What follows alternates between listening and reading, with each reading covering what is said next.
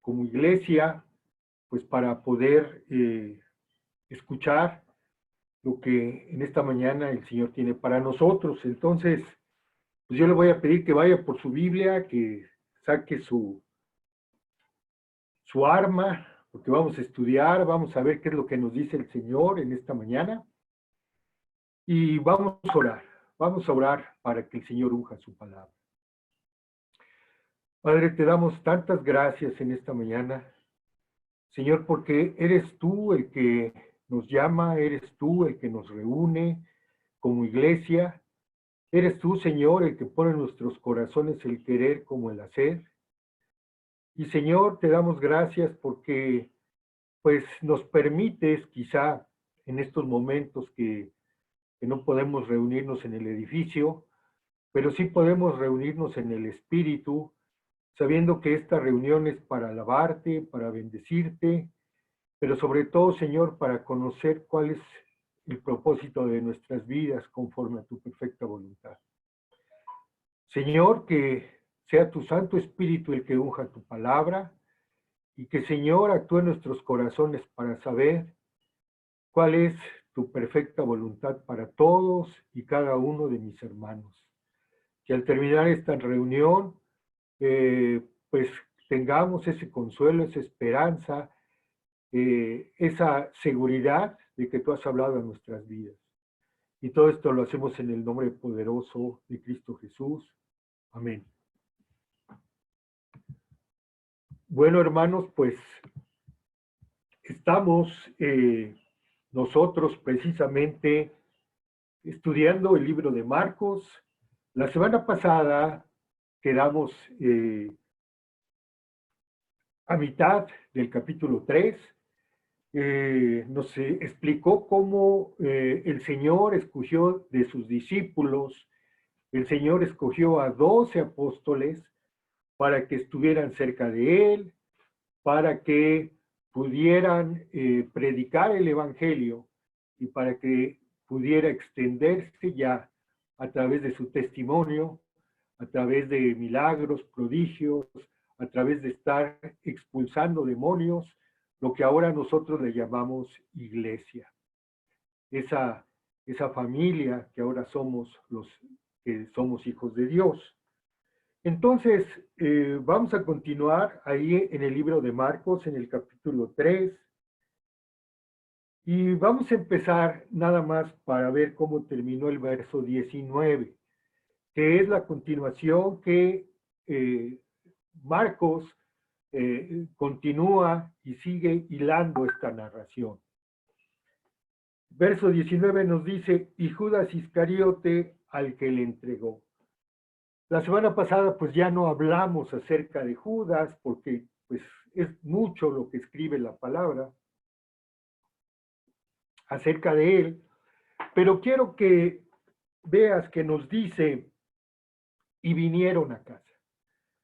O sea que ahora vamos a ver cómo ya un nuevo relato en el cual, aunque no nos dice la palabra de Dios a casa de quién fueron, porque acuérdate que estaban en Cafarnaúm, y entonces, pues quizá regresaron a la casa de Pedro, que sabíamos que ahí estaba su casa, o quizá regresaron a la casa de Mateo, el publicano, donde el Señor ya había tenido ahí una comida que había dado Mateo para sus amigos y para el Señor.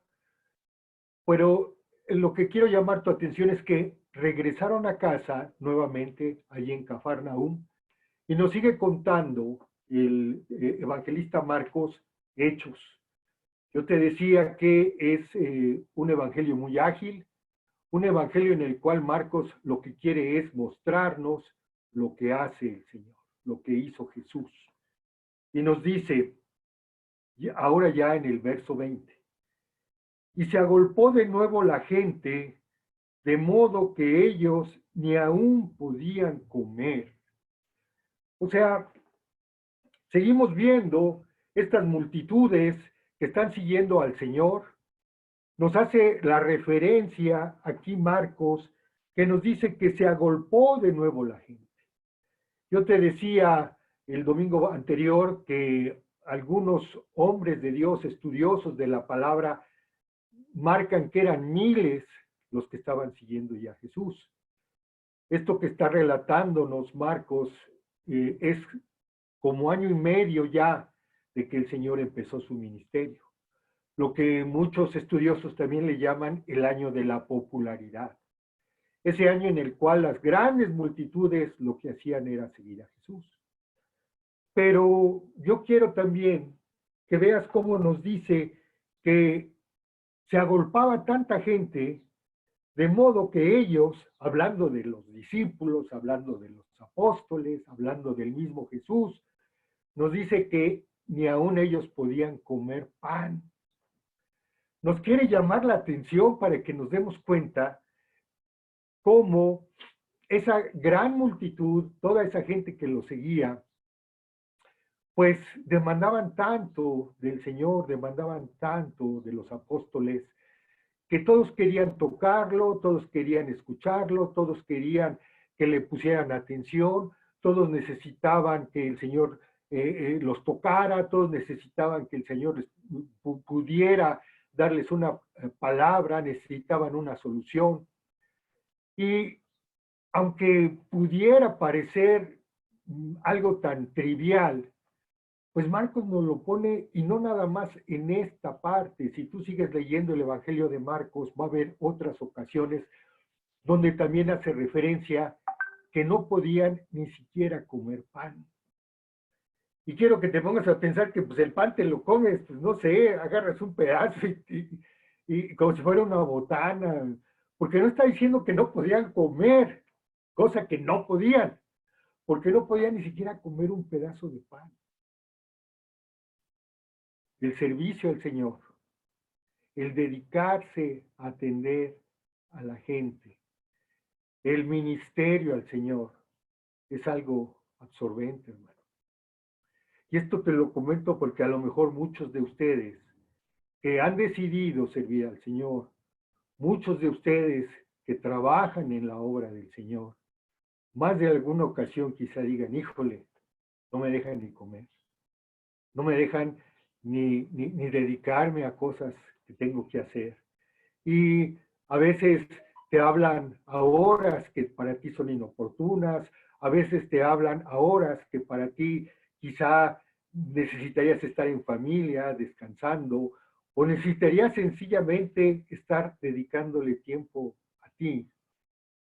Pero las multitudes, como lo podemos ver aquí, lo que buscan es que les pongan atención, lo que buscan es que puedan encontrar una solución a lo que les está aquejando. Pero las multitudes son engañosas, querido hermano. Hablando de estas multitudes que seguían al Señor.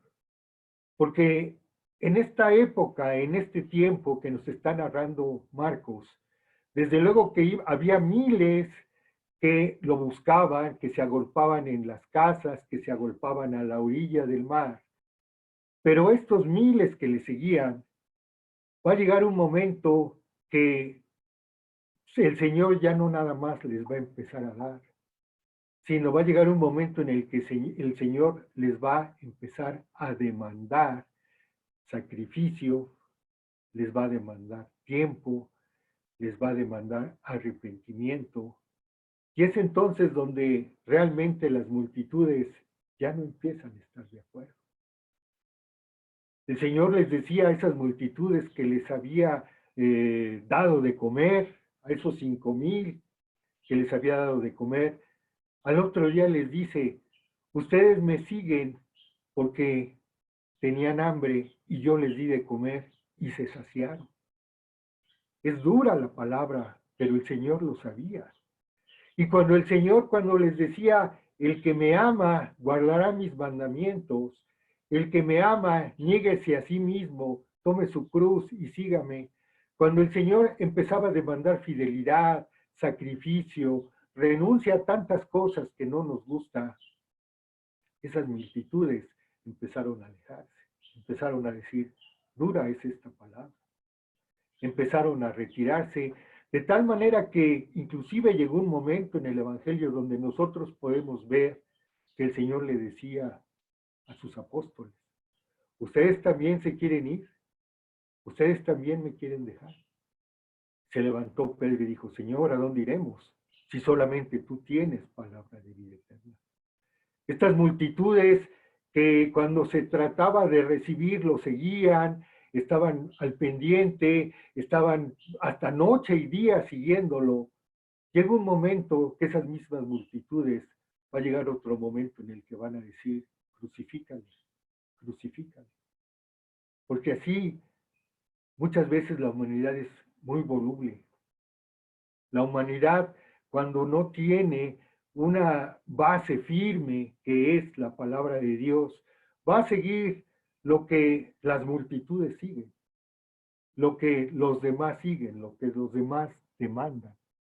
Y eso, pues, quiero llamar su atención, porque muchas veces nosotros creemos, o se nos ha hecho creer, que lo mejor es lo que dice la mayoría, que lo correcto es lo que siguen las multitudes. Yo recuerdo que hace muchos años una persona cercana a mí me decía, híjole, pues yo sigo este tipo de creencias porque la mayoría está con ellos. Y si la mayoría está con ellos, pues yo quiero ser de esa mayoría. Yo no quiero tener problemas, yo no quiero ser de la minoría, de los que marcan como minoría. Yo quiero estar con la mayoría. Fíjate nada más que triste, que realmente esos sean los parámetros que marquen tus creencias. Seguimos leyendo y nos dice aquí que esas mayorías lo seguían, se agolpaban y estaban demandando tanto de él que no podía ni siquiera comer. Y nos dice ahí en el verso 21, cuando lo oyeron los suyos, vinieron para prenderle, porque decían, está fuera de sí, está fuera de sí. Y es curioso, y quiero también llamar tu atención, que nos dice aquí Marcos que cuando lo oyeron los suyos, vinieron para prenderle. Cuando lo oyeron los suyos, ¿quiénes son los suyos? Pues nos vamos a dar cuenta que siguiendo el relato que nos dice el Evangelio, los suyos no eran otra cosa más que sus parientes. No era otra cosa que los cercanos a ellos. Habían oído que Jesús ya estaba en la casa y entonces decían, pues vamos por él para prenderle, para agarrarlo, para rescatarlo. ¿Por qué? Porque está fuera de sí. ¿Cómo está esto? ¿Cómo está esto? Sí, querido hermano, porque los parientes de Jesús, la familia de Jesús, era una familia como tu familia, como mi familia, como tantas familias que realmente muchas veces cuando escuchan el Evangelio, cuando conocen lo que es el Evangelio, quizá vayan a empezar a decir, híjole, ya se volvió loco, está fuera de sí. No, la familia del Señor Jesús no es esa familia que quizá nosotros hemos visto en muchas películas, donde quizá creemos que inmediatamente estaban con Él y que inmediatamente desde un principio estaban convencidos de que Jesús era el Mesías, sino que nos dice bien el apóstol Juan en el Evangelio que ni su familia creía en él. Nos narra claramente que ni su familia creía en él. Y si tú ves, me voy a brincar un poquito porque está ligado a lo que estamos leyendo. Si tú vas al verso 31 de este mismo capítulo 3, nos está haciendo la aclaración de esos suyos que venían.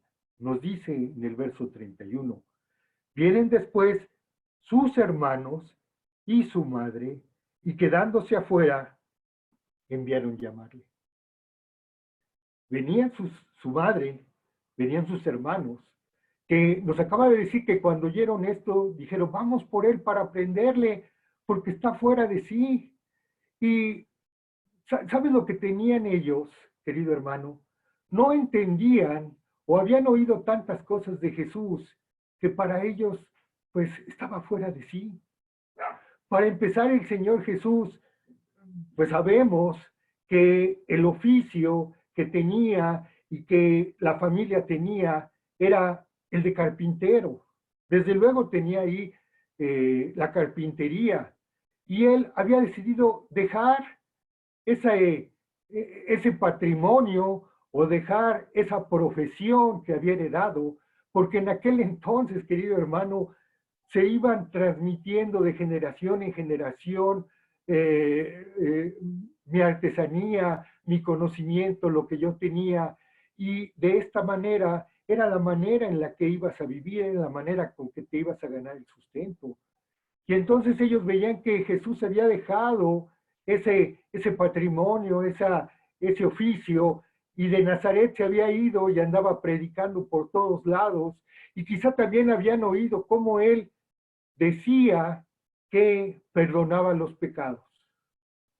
Veían que él empezaba a juntarse con los pecadores, que se juntaba con los recaudadores de impuestos, que empezaba a ir a las sinagogas y que ahí en las sinagogas empezaba a predicar y que de tal manera se estaba ya enemistando, se estaba enemistando con los escribas, con los fariseos, que en aquel entonces era gente importante, era gente poderosa, era gente que tenía mucha influencia en el pueblo judío y su familia decía, oye, Jesús la está regando, ¿cómo que se está oponiendo a los poderosos? Se está oponiendo a los maestros de la ley que eran los escribas y está teniendo tantas fricciones de tal manera que mira ya cómo está.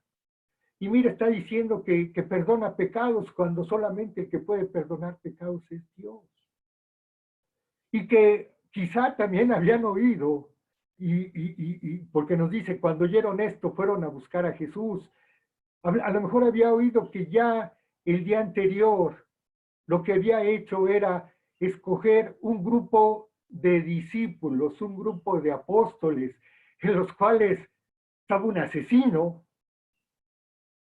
el celote, era realmente, por eso marcaban que era Simón el celote, era gente que sabían que era tal su nacionalismo, que estaba dispuesto a matar y estar haciendo cosas de ese tipo con tal de destruir a esos romanos, a esa gente que estaba de acuerdo con estar sojuzgando al pueblo judío, que andaba con publicanos y que había escogido a un grupo de a un publicano que era un cobrador de impuestos, que había escogido a un par de hermanos que en alguna ocasión querían mandar quemar ahí una villa y desde luego no le iban a decir a la gente, salgan por favor porque vamos a quemar la villa. No, era gente tan tremenda que podían hacer esto. Y lo que quiero que también en esta mañana te pongas a pensar, por eso yo decía que era una familia que lo que ellos pensaban era que a Jesús le querían hacer un bien.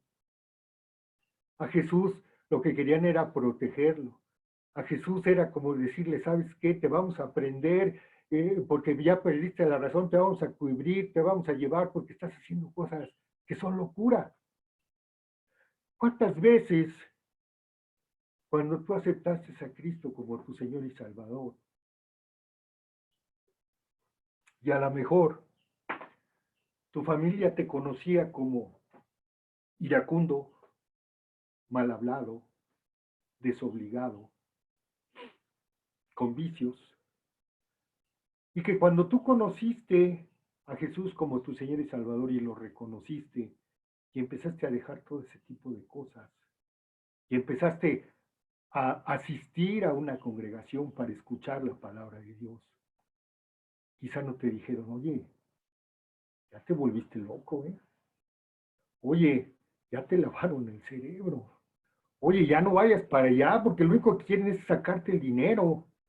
Oye, yo te prefería como eras antes, que eras mujeriego, que eras borracho, que eras parrandero y jugador, pero así era como a mí me gustaba. Y ahora que te estoy viendo que estás cambiando, que ya dejaste de maldecir, que ya eres más obligado de tu casa, de tus hijos, híjole, ya te volviste loco, deja eso, te están lavando el cerebro. Fíjate, es que quiero que te des cuenta que en realidad, para la humanidad, cuando tú haces lo que hacen los demás, lo que todo el mundo hace, lo que tenemos que aceptarlo, lo vemos como algo muy normal.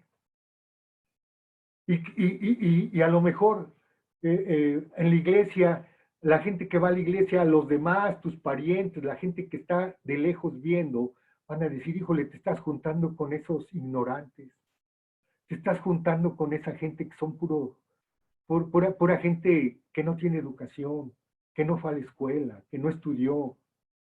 Qué triste, pero es la realidad, hermano.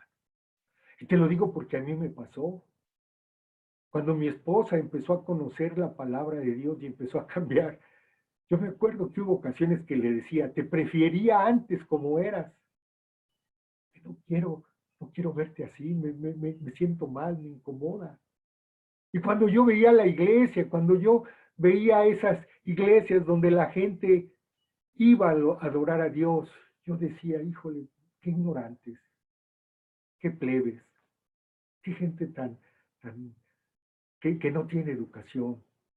Así somos los que estamos en una humanidad caída y creemos que vamos a hacer un favor para nuestros parientes, liberarlos de esa situación. Pero déjame decirte, querido hermano, no te sientas mal, porque si así le pasó al Señor Jesús, pues ¿qué nos espera a nosotros? Porque la congregación, la iglesia, la familia de Dios, realmente es un lugar donde no es un club social, no es un lugar donde vamos porque nos guste la alabanza, o no es un lugar donde vamos porque ahí nos juntamos para platicar entre nosotros nuestros gustos de todo lo demás, del fútbol, de la cultura, del arte, ¿no? La iglesia no es otra cosa más que, como dice la palabra, columna y baluarte de la verdad. Donde tú y yo necesitamos conocer la palabra, reconocer a Cristo como nuestro Señor y Salvador y anhelar que el Espíritu Santo sea el que transforme nuestras vidas para que realmente vayamos creciendo en esa madurez espiritual, que vayamos creciendo en santidad para alabar y glorificar el nombre de Jesús. Esa es la iglesia. Ese es el lugar donde tú y yo nos congregamos y reconocemos a Jesús como el camino, la verdad y la vida. Estos hermanos de Jesús, volviendo al verso 31, fíjate cómo dicen, viene después sus hermanos y su madre y quedándose afuera enviaron a llamarle. Yo quiero que vayas allá adelante en tu mismo libro de Marcos, Marcos capítulo 6, en el verso 3. Porque a lo mejor muchos o algunos de los que me están escuchando, ¿acaso Jesús tenía hermanos? ¿Acaso María tenía más hijos? Fíjate lo que nos dice el mismo evangelista Marcos 6:3, hablando de lo que se maravillaban ahí en Nazaret. Dice Marcos 6, verso 3, ¿no es este el carpintero, hijo de María, hermano de Jacobo, de José, de Judas y de Simón? ¿No están también aquí con nosotros sus hermanas? Y se escandalizaban de él. No nada más nos está narrando el evangelista de que tenía hermanos, nos está dando sus nombres. Y no nada más nos dice que tenía hermanos, también nos dice que tenía hermanas. Y como yo te decía, el Evangelio de Juan nos dice que en un principio sus hermanos no creían en él, no creían en él. Pero déjame decirte que después de la resurrección, sus hermanos estaban ya reunidos ahí en ese aposento alto. Y cuando cayó el Espíritu Santo, nos dice la palabra allí en el libro de Hechos, que allí estaba María, su madre, y sus hermanos. Y estos nombres de sus hermanos que acabamos de leer, nos dice que eran Jacobo, ahí en el capítulo 6, verso 3. Ese Jacobo es el mismo que escribió el libro de Jacobo que tenemos aquí, o Santiago. Santiago, porque Santiago es el mismo nombre que Jacobo, solamente que en idioma griego. Así como a mí me pueden decir Pedro y en inglés me dicen Peter, o mi nombre es Julio y en inglés es Julius, Santiago y Jacobo es el mismo nombre, pero en otro idioma. Y como Santiago está escrito en griego, pero es Jacobo. Él escribió ese libro. Y también, si tú ves, nos dice que es Jacobo, José, Judas. El Señor tenía un medio hermano. Quizá ahorita sea conveniente aclarar que eran medios hermanos, porque desde luego que eran hijos de María, igual que el Señor Jesús. Pero mientras Jesús era engendrado por el Espíritu Santo, sus demás medios hermanos eran hijos de José, el carpintero. Y este Judas que estamos viendo aquí es el Judas que escribió el libro de Judas, que también está allí en tu palabra. Y esto te lo comento porque muchas veces nosotros no conocemos la palabra, no conocemos a fondo ni hemos estudiado la palabra, pero ahora podemos entender que en esos momentos, aunque lo rechazaban, llegó el momento en el cual fueron abiertos sus ojos y entonces empezaron a reconocer al Señor Jesús y a las buenas nuevas que él traía. Y gracias a eso, ahora tenemos también esos libros en la palabra de Dios que nos hablan del Señor Jesucristo. Continuamos leyendo, verso 32, dice, y la gente que estaba sentada alrededor de él le dijo, 3:32, capítulo 3, verso 32. Y la gente que estaba sentada alrededor de él le dijo, tu madre y tus hermanos están fuera y te buscan. No entraban a la casa porque la casa estaba rodeada de una multitud. Y entonces pudieron mandar a decirle, oye, por favor díganle que aquí estamos. Y le comentan, y aquí viene algo que es una enseñanza que nos da el Señor Jesús. Aquí viene algo que tú y que yo tenemos que aquilatar. Aquí nos está diciendo, verso 33, él le respondió diciendo, ¿quién es mi madre y mis hermanos? Fíjate bien, en ningún momento el Señor Jesús está hablando mal de su familia. En ningún momento el Señor Jesús está negando a su familia. Lo que está haciendo el Señor Jesús es hacernos una revelación de esa importancia tan trascendental que debemos de entender, que en el reino de los cielos, que en el mundo espiritual, tú y yo, cuando ingresamos en esa familia, que es la familia de los hijos de Dios, compartimos una familia espiritual. Fíjate lo que les dice el Señor Jesús, verso 34. Y mirando a los que estaban sentados alrededor de él, dijo, he aquí mi madre y mis hermanos, porque todo aquel que hace la voluntad de Dios, ese es mi hermano y mi hermana y mi madre. Gloria a Dios. Fíjate, le está revelando a sus discípulos que estaban ahí en esa multitud, que estaban ahí alrededor de él, y no nada más a sus discípulos, sino a la multitud, esta realidad, que hay una familia espiritual, que hay una familia de Dios, que no es otra cosa más que la congregación, la iglesia, esos hombres y mujeres que hemos decidido seguir a Cristo, que hemos decidido agradar a Dios. Y entonces entramos a formar esa familia espiritual, las cuales somos esos hermanos, hermanas y madres, juntamente con el Señor Jesús. Pero esto nos debe de llevar a una reflexión, querido hermano. Esto nos debe de llevar a entender que no podemos ser ajenos, que no podemos ser alejados de esta realidad que el Señor nos marca aquí, porque inclusive en el resto de las cartas de los apóstoles siempre nos llama a que nos cuidemos los unos a los otros, que nos prefiramos los unos a los otros, que nos exhortemos los unos a los otros, que nos consolemos los unos a los otros, que nos disciplinemos los unos a los otros. Y esos unos y los otros no es otra cosa más que la familia de Dios, la iglesia. Tú y yo no podemos cerrar nuestros ojos ante la necesidad que hay o que pudiera haber en esta familia, porque forma parte de nuestra familia.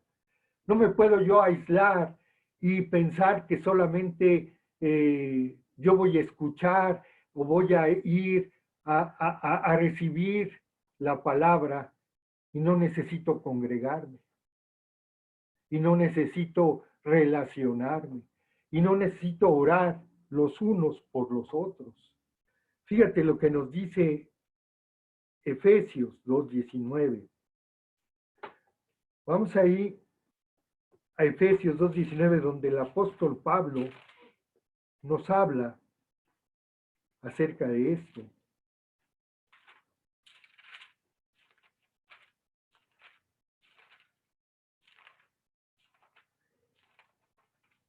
Efesios 2:19 nos dice, así que ya no sois extranjeros ni advenedizos, sino conciudadanos de los santos. Aquí nos está hablando a todos, a la iglesia. Y fíjate lo que nos dice, y miembros. ¿De qué cosa? De la familia de Dios. Ya no somos extranjeros, ya no somos ajenos, y somos conciudadanos y somos miembros de la familia de Dios. Tú y yo, que hemos aceptado a Cristo como nuestro Señor y Salvador, somos miembros de esta familia. Tú y yo ahora podemos entonces sí preocuparnos, orar y estar buscando que realmente podamos crecer en armonía, en exhortación, en ánimo con la familia de Dios, con mis hermanos.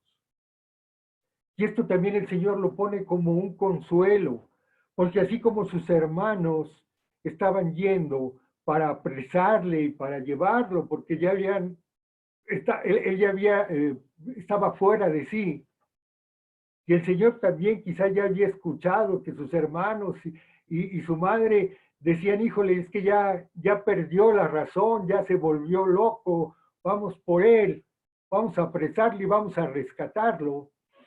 Pero Él nos da ese consuelo de que ahora nosotros tenemos una familia, que es la familia de Dios, en la cual podemos reunirnos y, ¿por qué no?, también decirle a nuestros hermanos en la fe, ayúdame a orar porque tengo hijos en la carne, hijos biológicos, que aún no han aceptado a Cristo como su Señor y Salvador.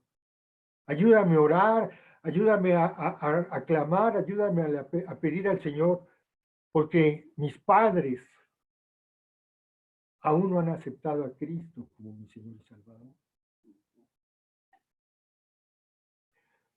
Apóyame a orar, apóyame a tener ese consuelo, a tener ese apoyo para pedirle al Señor que abra su entendimiento, para que conozca la palabra de Dios, para que permitan que el Espíritu Santo obre en sus corazones y ellos puedan seguir las pisadas de Cristo.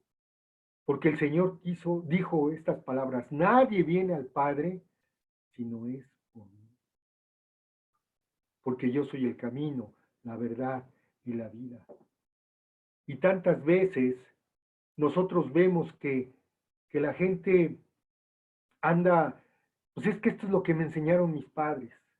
Esto es lo que a mí me enseñaron en mi casa, porque esta es la tradición. Seamos sinceros, queridos hermanos. Cuando tú aceptaste a Cristo como tu Señor y Salvador, inmediatamente fuiste con tu familia a decirles que habías aceptado a Cristo como tu Señor y Salvador. No todos han tenido la bendición de haber nacido en un hogar cristiano. Muchos de nosotros venimos de una iglesia tradicional, de una creencia tradicional. Y muchas veces aceptamos a Cristo como nuestro Señor y Salvador y no queremos compartir con la familia porque sabemos que nos van a señalar y nos van a decir traidor. Ya te lavaron el cerebro, ya se están aprovechando de ti, ya estás dejando lo que te enseñó tu padre y tu madre, estás traicionando la fe de tus abuelos, no sé, tantas cosas. Y muchas veces lo que tenemos, ¿qué cosa es? Es temor.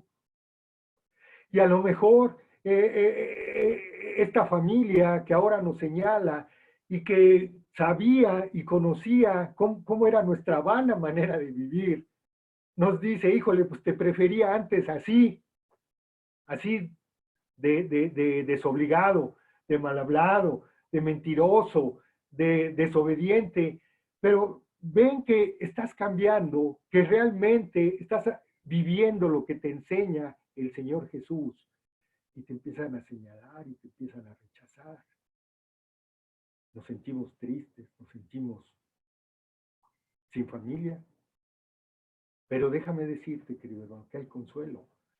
Por eso el Señor nos dice que allí está la familia, que ahí tenemos una familia espiritual en la cual nos podemos consolar, nos podemos edificar, nos podemos crecer y buscar esa madurez espiritual y estar orando, estar intercediendo por esa familia en la carne que necesita a Cristo como su Señor y Salvador.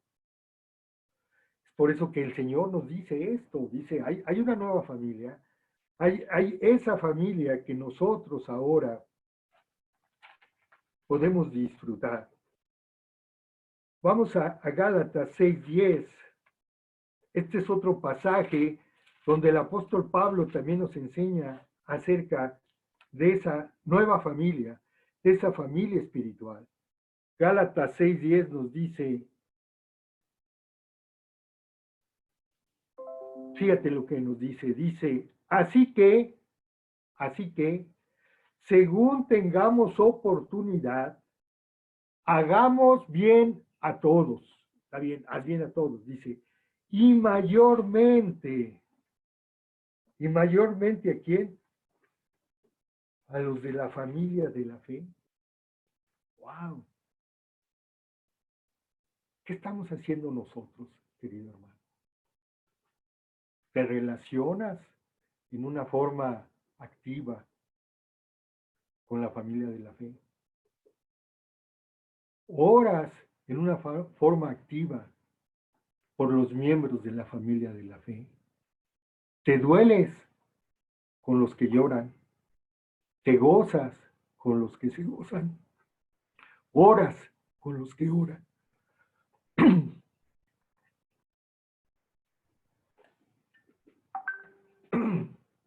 El apóstol Pablo nos está enseñando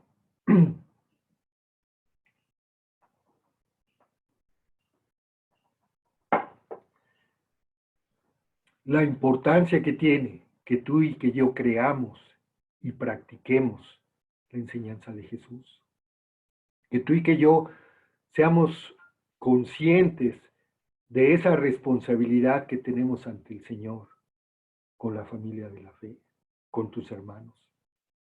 Y déjame decirte que como te decía yo la semana pasada, el Señor no hizo acepción de personas. Yo te hacía un recuento de el carácter, la profesión, la educación, la personalidad de cada uno de los apóstoles. Y a lo mejor tú, allí en la iglesia, quisieras que todos fueran fifís o quisieras que todos fueran chairos. Y lo comento así, pues para que te des cuenta de lo antagónico que pudieran ser. Pero la realidad es que el Señor así le plació. Allí en la iglesia podemos saber gente que tiene mucha educación, muchos contactos, mucho dinero, muchas cosas, pero también puede haber gente que no tiene nada de esto, pero lo que nos une, querido hermano, es que tenemos un solo bautismo, un solo Señor, una sola fe. Y el apóstol Pablo nos llama a que tengamos preferencia a la familia de la fe. Qué tremendo, qué tremendo. Y fíjate, verso 34 y 35 dice, y mirando a los que estaban sentados alrededor de él, dijo, he aquí mi madre y mis hermanos, porque todo aquel que hace la voluntad de Dios, ese es mi hermano y mi hermana y mi madre.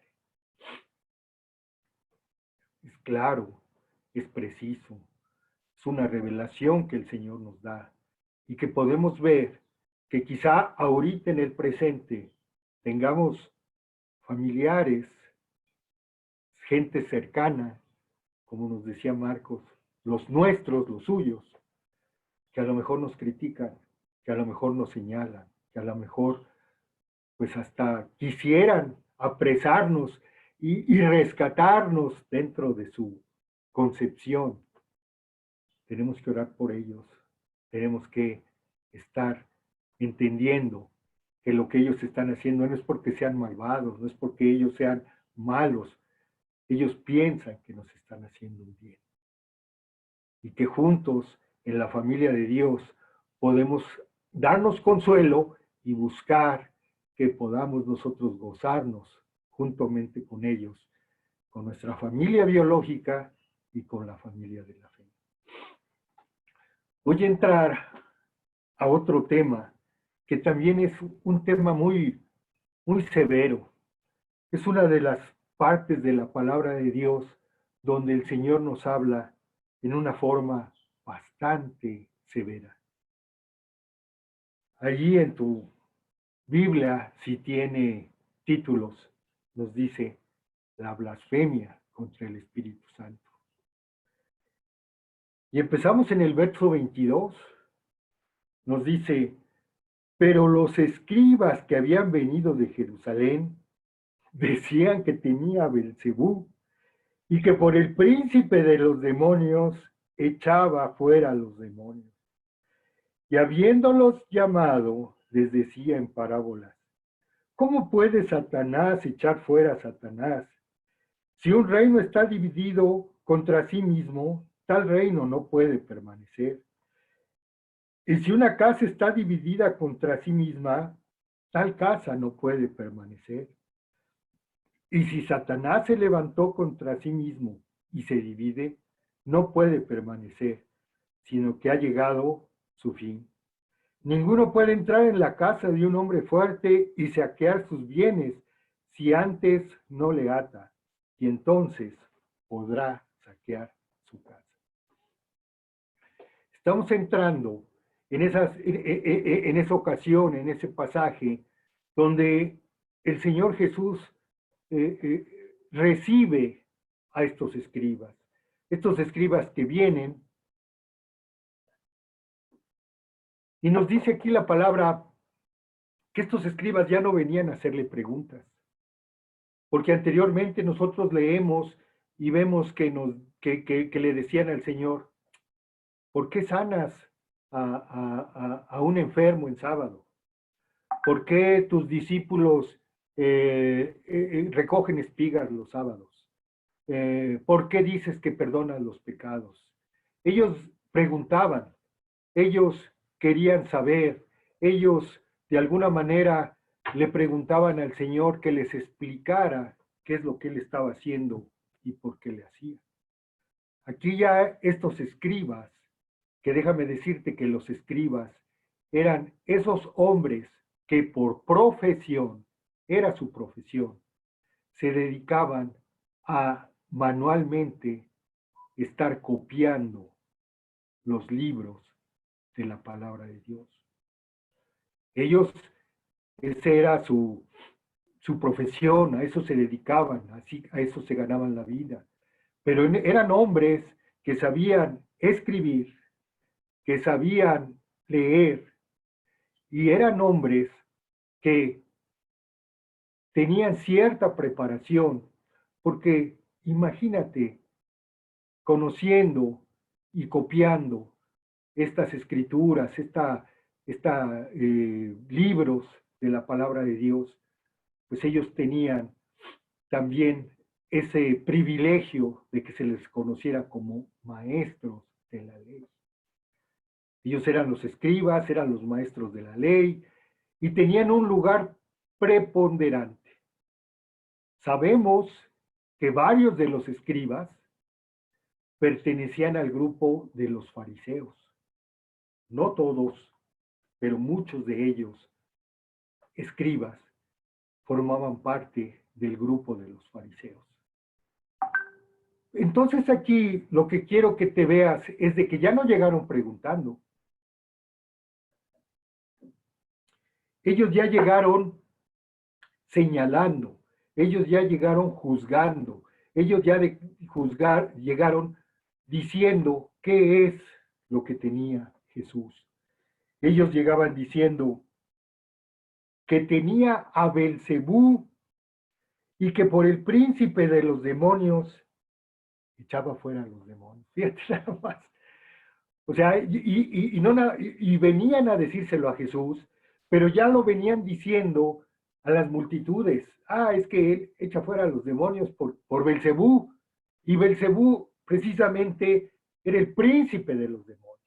Era un nombre que le daban, el señor de las moscas. Una deidad, un demonio máximo dentro de la jerarquía. Y entonces ya lo venían señalando, ya lo venían marcando, ya no le venían a preguntar, ya venían dispuestos a confrontar con él, a decirle que lo que él hacía lo estaba haciendo por el poder de Satanás. Llamo tu atención, y esto quisiera que todos aquellos que me están escuchando que no han aceptado a Cristo como su Señor y Salvador, lo tomen en cuenta. Que esta gente no venía diciendo, no hace milagros. Esta gente no venía diciendo, no sanó leprosos, no sanó paralíticos, no sanó a un hombre de mano seca, no sanó a un hombre que estaba ciego y mudo.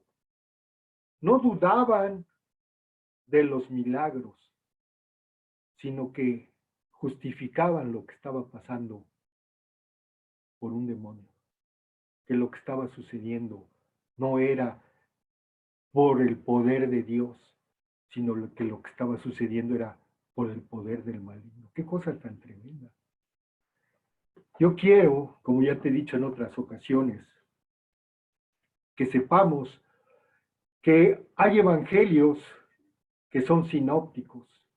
Esto de sinóptico lo que quiere decir es que narran pasajes que son paralelos, que narran pasajes de la vida del Señor Jesús que se corresponden, que es el mismo pasaje. Pero cada uno de los evangelistas pone especial atención en algo que para él le llamó la atención.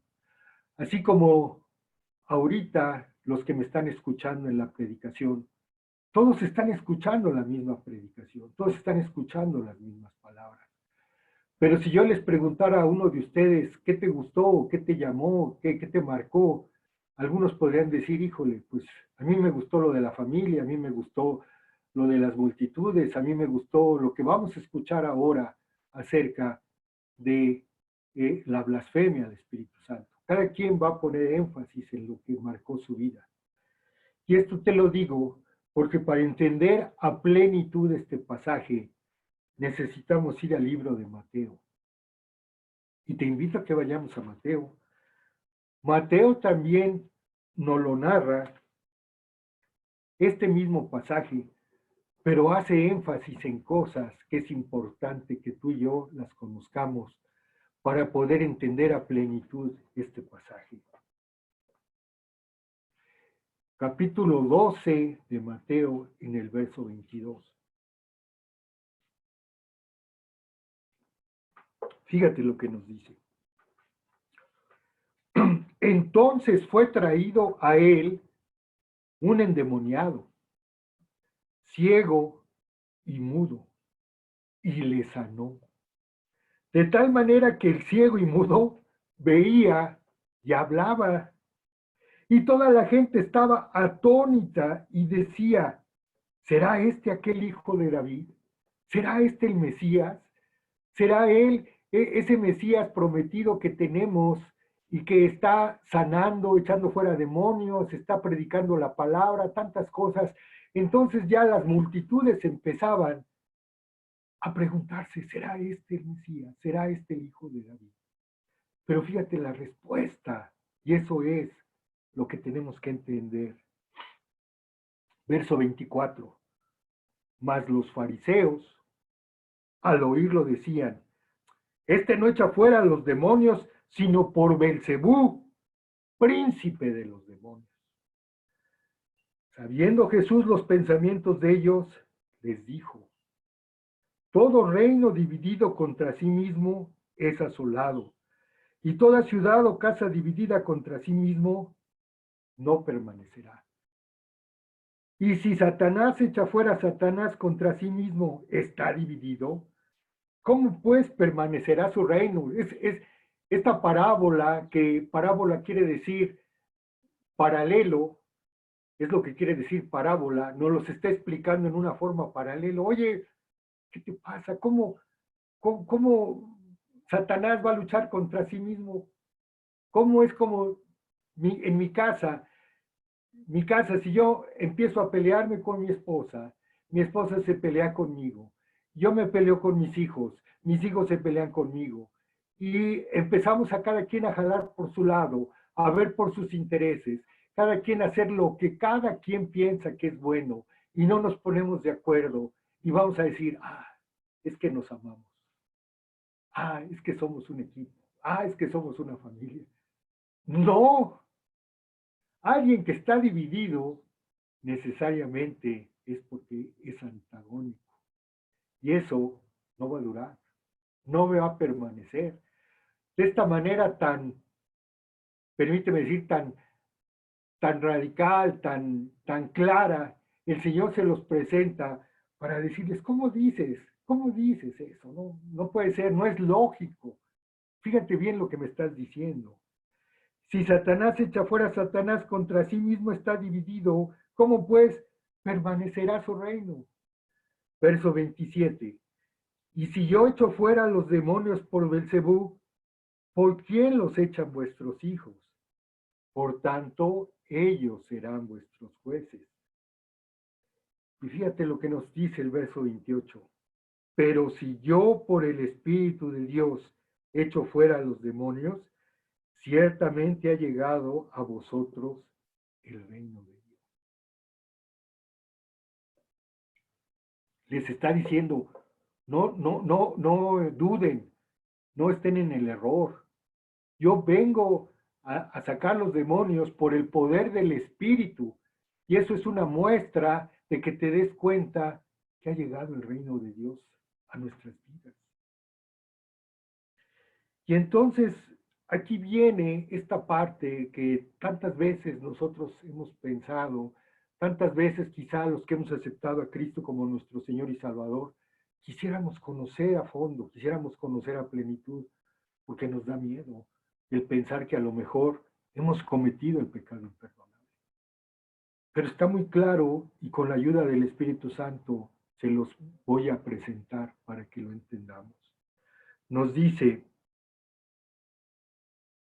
verso 28, Pero si yo por el Espíritu de Dios echo fuera a los demonios, ciertamente ha llegado a vosotros el reino de Dios. Porque ¿cómo puede alguno entrar en la casa del hombre fuerte y saquear sus bienes si primero no le ata? Y entonces podrá saquear su casa. Y el que no es conmigo, contra mí es. Y el que conmigo no recoge, desparrama. Aquí el Señor Jesús nos está diciendo, oye, es que para poder rescatar a los que están perdidos, para poder quitarle su tesoro al hombre fuerte, para poderle quitar su tesoro a ese demonio que tiene cautivos a tantas personas, a tanta humanidad que no cree en Dios, que no busca a Dios, que está sumido en sus delitos y pecados. Entonces, lo que necesita es el Señor Jesús con el Evangelio y con su palabra atar al hombre fuerte y entonces liberar a los que están cautivos.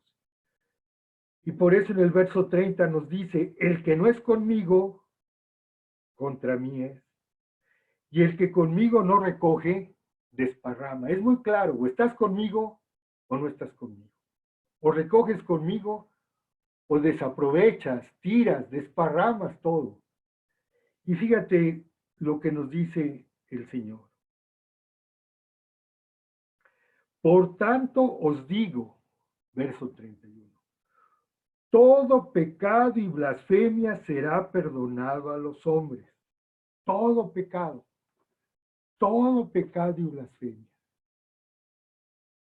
Quizá hay cosas que para tu mente y mi mente no lo podríamos asimilar. Un homicidio, una violación, violar a sus propios hijos, ser infiel, decir blasfemias, como dice aquí en el verso 32. A cualquiera que dijere alguna palabra contra el Hijo del Hombre, fíjate nada más, le será perdonado. ¿Cuántas veces nosotros dijimos chistes que blasfemaban el nombre de Dios? O que quizá cuando estábamos sujetos a esos delitos y pecados y esa mala manera de vivir, blasfemamos contra el Señor Jesús, contra Dios Padre. Y nos dice, cualquiera que dijera alguna palabra contra el Hijo del Hombre le será perdonado, pero al que hable contra el Espíritu Santo no le será perdonado, ni en este ciclo, ni en el venidero. Qué tremendo, hermano, qué tremendo. Y para esto, si nos está diciendo el Señor Jesús que todo pecado, toda blasfemia puede ser perdonada, entonces hay una cosa muy sutil, hay una cosa tan clara que nosotros tenemos que entender. Cuando estaba ahí en la última cena, el Señor Jesús les prometió que iba a venir el Espíritu Santo. Les dijo que este Espíritu Santo iba a venir y que el Espíritu Santo nos iba a dar testimonio de la verdad. Vamos ahí a Juan 16, 8, 11. Y quiero que veas que el Señor, en este pasaje que estamos leyendo, acababa de sanar a un muchacho endemoniado que estaba sordo, que estaba mudo, y que la gente no estaba diciendo, es que no lo sanó, es que se estaba haciendo, no es que no estaba sordo, es que no estaba mudo, sino que estaban diciendo, es que lo hacen por el diablo, lo hacen por el poder de Satanás. Y aquí lo único que podemos ver es una condición tan cerrada, tan ciega, una condición tan orgullosa, una condición que ya no puede ni quiere entender lo que está pasando ante sus ojos y entonces se cierra. Ahí en Juan 16, verso 8 dice, hablando del Espíritu Santo, querido hermano, para que podamos entender esta blasfemia del Espíritu Santo. Y cuando Él venga, convencerá al mundo de pecado, de justicia y de juicio. Una de las misiones, uno de los atributos que tiene el Espíritu Santo es el de convencernos de pecado, de justicia y de juicio.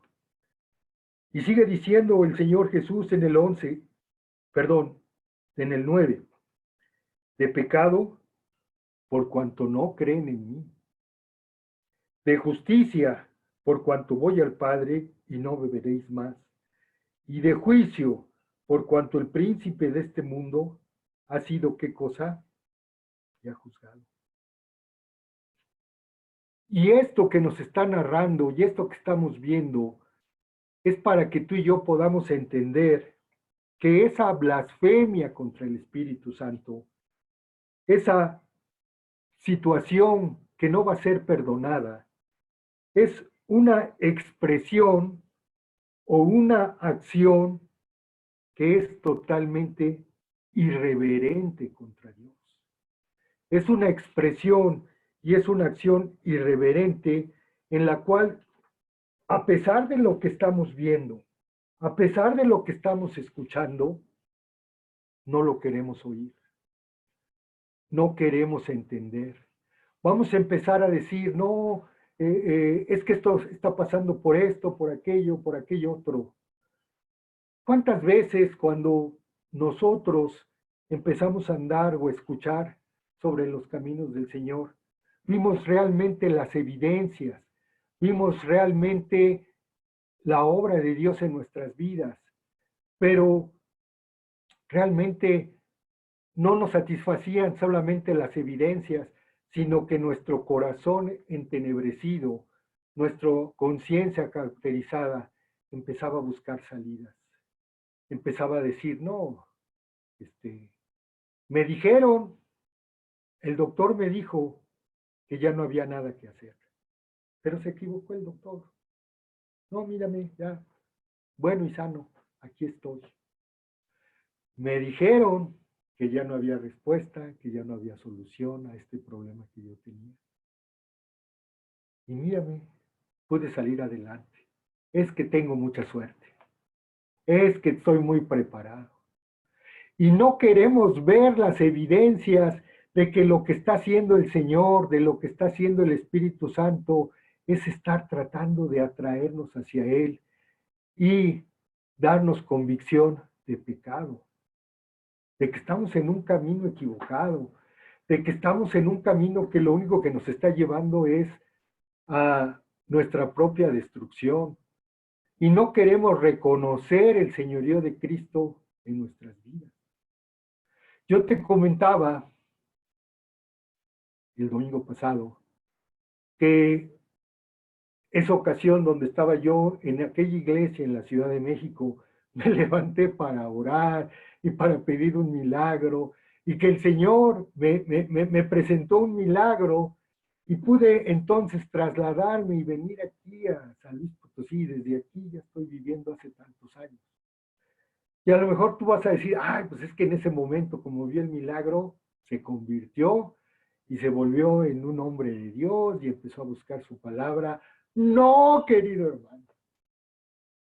Llegué yo aquí y siguiendo ese corazón entenebrecido, siguiendo esa conciencia cauterizada, pues yo seguía mi vida igual que siempre y yo me daba una respuesta y en lugar de ver la mano de Dios, que efectivamente yo le había pedido a Dios que me diera una salida, que me diera otro trabajo, yo empezaba a hacer cosas en mi cabeza, mi lógica. Es que soy muy bueno, es que necesitaban a alguien y lo trajeron de fuera. Y empezamos nosotros a no reconocer la obra de Dios y del Espíritu Santo que nos está moviendo a reconocer nuestro pecado y arrepentirnos, y a dejar pensar que todo es por la casualidad, por la suerte, por mi preparación, por mis relaciones. Y lo único que sucede, querido hermano, es que Como bien dice la palabra, si escuchas hoy su voz, no endurezcas tu corazón. Si escuchas hoy su voz, no endurezcas vuestro corazón, porque lo único que va a pasar es que si tú sigues siguiendo lo que tu mente, tu conciencia, tu corazón entenebrecido te va a decir, cada vez vas a ir cauterizando más tu corazón y lo único que vas a llevar es a que tú mismo te autocondenes. Porque entonces lo que va a suceder es de que ya no vas a escuchar al Espíritu Santo. Estás tomando una actitud irresponsable ante el Espíritu Santo.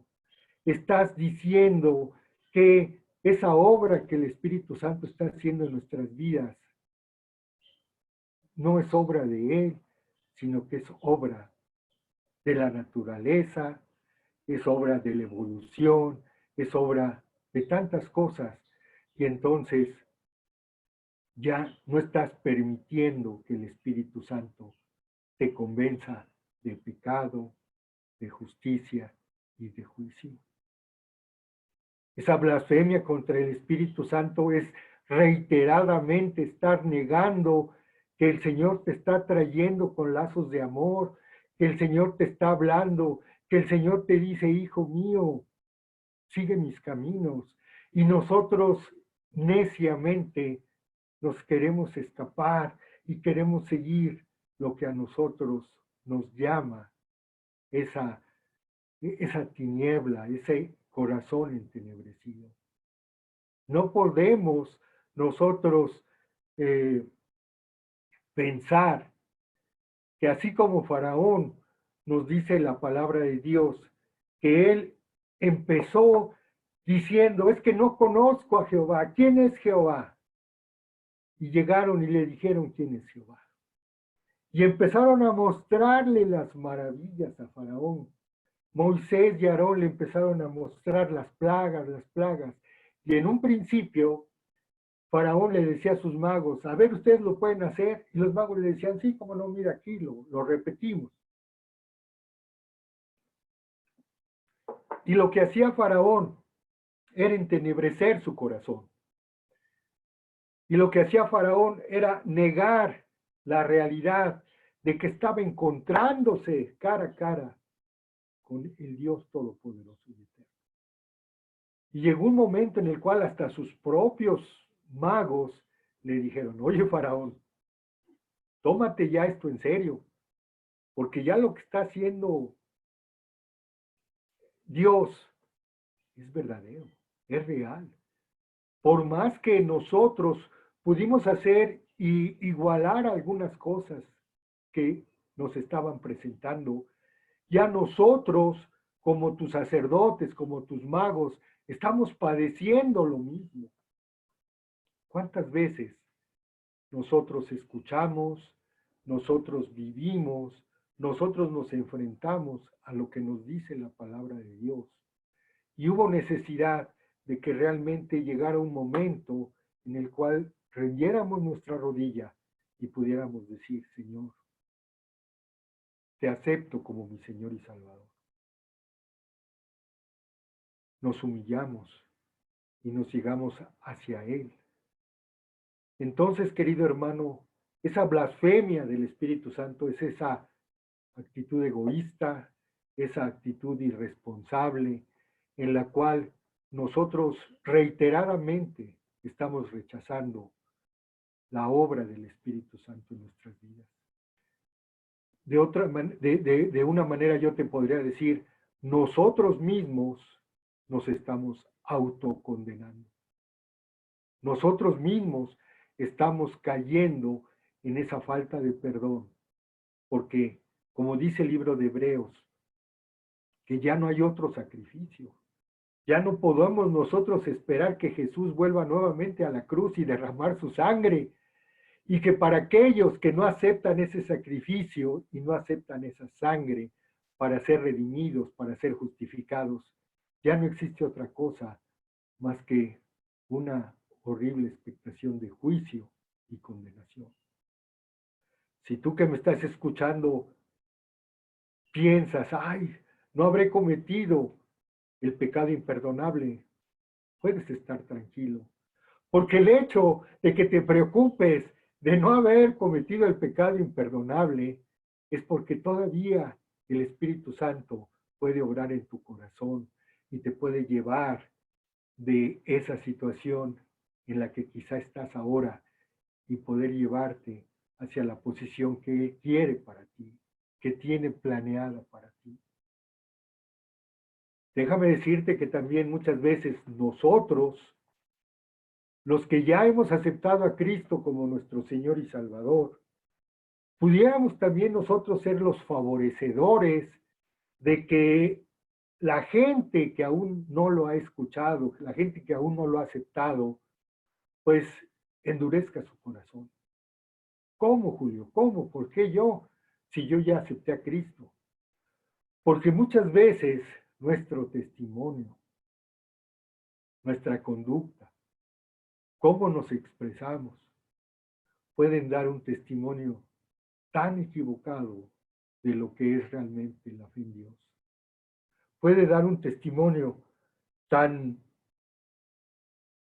difícil para los demás que puedan decir, híjole, pues si así son los cristianos, prefiero seguir como estoy. Si así se expresan los cristianos, pues mejor no le quiero entrar. Si esa es la manera de pensar de los cristianos, pues mejor, ¿para qué quiero ser cristiano? Tenemos nosotros que ser suficientemente sabios para entender la responsabilidad que tenemos para que el nombre del Señor no sea vituperado. Te voy a llevar ahí a segunda de Pedro. Vamos ahí a la carta del apóstol Pedro, la segunda carta, en el capítulo 2, verso 2.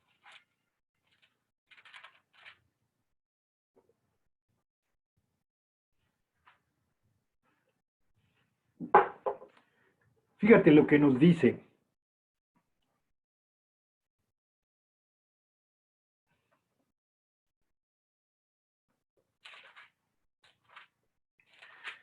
Nos dice aquí el apóstol Pedro, dice, y muchos seguirán sus disoluciones por causa de los cuales el camino de la verdad será, ¿qué cosa? Blasfemado.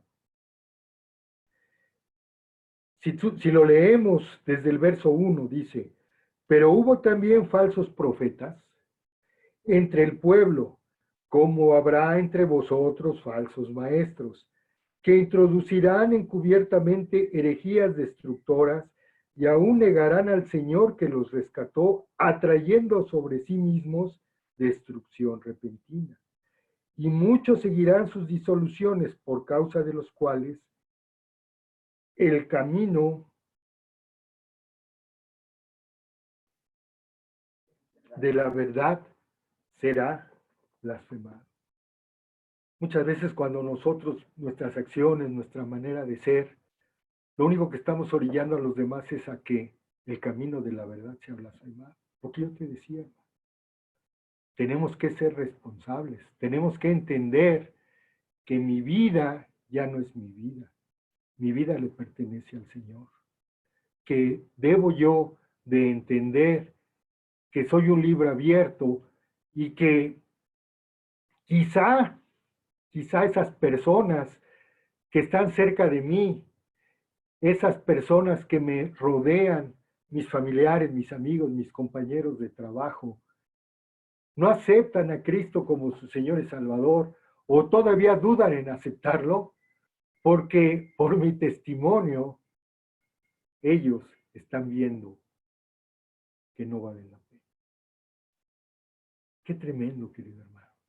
Realmente yo, en esta tarde ya, yo te invito a que hagamos una decisión en esta tarde ya y que nos gocemos diciéndole al Señor, Señor, actúa en mí, que tu palabra sea una realidad en mi vida, que no nada más sea un conocimiento teórico, sino que baje hasta mi corazón y que yo pueda manifestar lo que has hecho en mi vida. y que yo pueda testificar a todos aquellos que están a mi alrededor lo que tú has hecho en mi vida.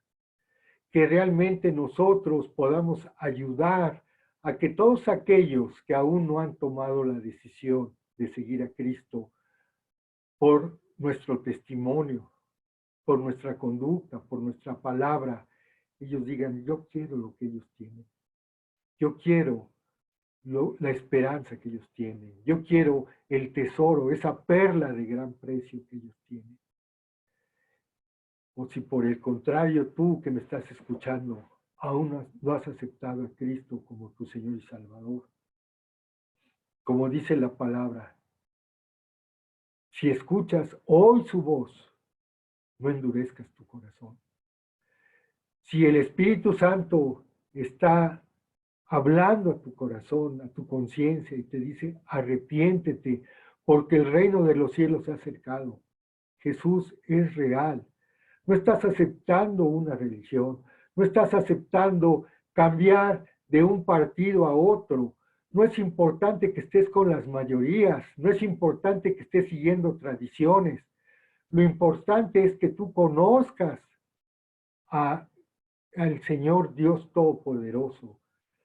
Y el único camino para conocerlo es Jesús. Jesús nos dijo, el que me ha conocido a mí, ha visto al Padre. Y nos dijo que no hay ningún otro camino y no hay ningún otro nombre dado a los hombres en el cual hay salvación.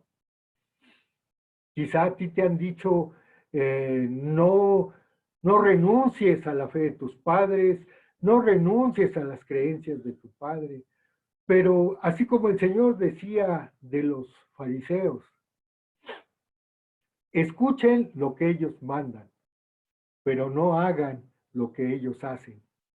Dicho de una manera, una cosa es lo que dicen, pero otra cosa es lo que hacen.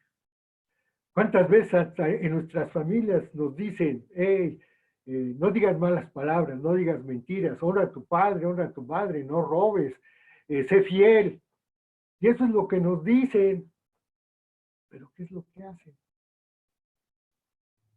¿Te das cuenta cómo realmente el único camino es Cristo? Vamos a orar. Padre, te damos tantas gracias, Señor, porque tú dejaste al Espíritu Santo en medio de nosotros para que ese Espíritu Santo sea el que obre en nuestras vidas, para que sea el consolador, para que sea, Señor, ese consejero, para que sea, Señor, el que siga haciendo tu obra aquí en medio de esta humanidad perdida que no te conoce. Señor, yo te pido en esta tarde que seamos esos testigos fieles, que seamos esos obreros aprobados y que, Señor, tengamos esa convicción de pecado para saber que lo mismo es robarse 1,000,000 de pesos que robarse un plátano, una uva en el mercado. Y que nosotros entendamos que necesitamos, Señor, ser cada día más como tú, que no es nada más que lo confesemos con nuestra boca, sino que lo creamos en nuestro corazón. Gracias, Señor, porque tú sigues haciendo tu obra. Y, Señor, en este tiempo que estamos aislados en nuestras casas, Padre, que sea un buen tiempo para buscar tu nombre, para escudriñar las Escrituras y para alabarte y bendecirte, sabiendo que hay un propósito. Ahora el mundo está realmente entendiendo que tiene que volver los ojos de donde viene su socorro, que su socorro nada más viene de Jesús, que es el camino, la verdad y la vida. Voy a dejar el tiempo a Eli, que está dirigiendo esta reunión.